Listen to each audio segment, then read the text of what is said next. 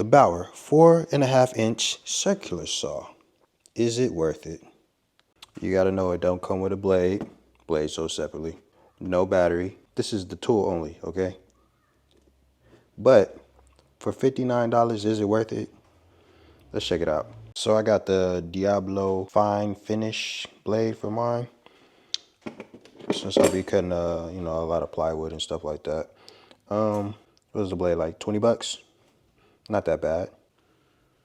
Maximum cutting depth looks like about 1 5/8. So that's pretty cool. Of course, battery not included, so if you already have a battery, you already ready to do the thing.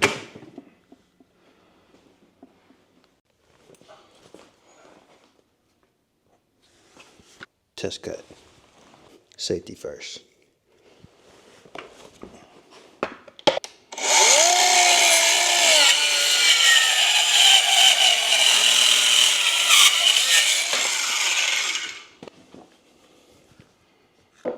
And that's a pretty smooth cut.